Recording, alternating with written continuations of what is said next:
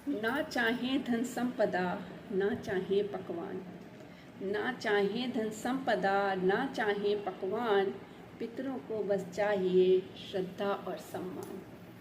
नमस्कार।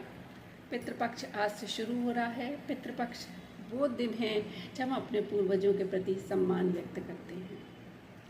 इन दिनों में माना जाता है कि जो हमारे पितर जो इस पार से उस पार चले गए, वो अपने सूक्ष्म शरीरों में आ करके अपने परिवार को देखते हैं। परिवार वाले उस उत्साह में उनके सामने भोजन और जल अर्पित करते हैं और वो आशीर्वाद देते हुए चले जाते हैं।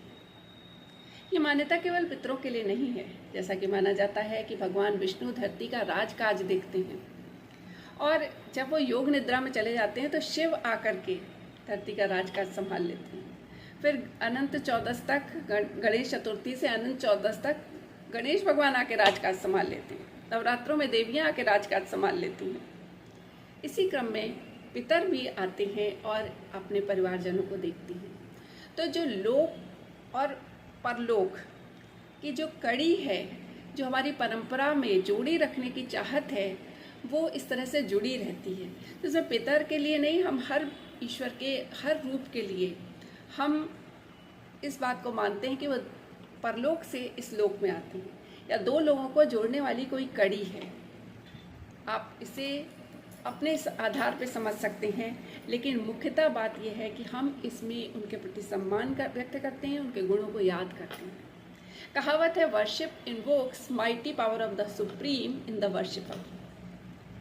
जब हम ईश्वर का ध्यान करते हैं तो उनके गुण हमारे अंदर आते हैं। श्राद्ध के दिनों में हम अपने पूर्वजों का ध्यान करते हैं तो उनके गुण भी हमारे अंदर आते हैं, और वो ज़्यादा सहज होता है कि हमारे अंदर वो गुण आ जाए, क्योंकि हम उनसे डीएनए से जुड़े हुए हैं।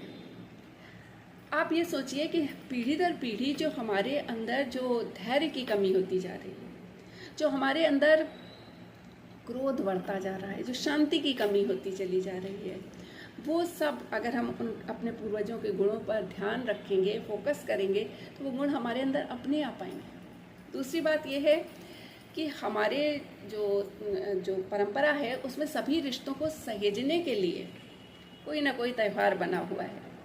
जैसे कि भाई बहन के लिए रक्षाबंधन बना हुआ है, पति पत्नी के लिए करवा चौथ या तीज बना हुआ है, माँ बेटे के लिए छठ बना हुआ है। जैसे बहुत सारे त्यौहार बने हुए हैं।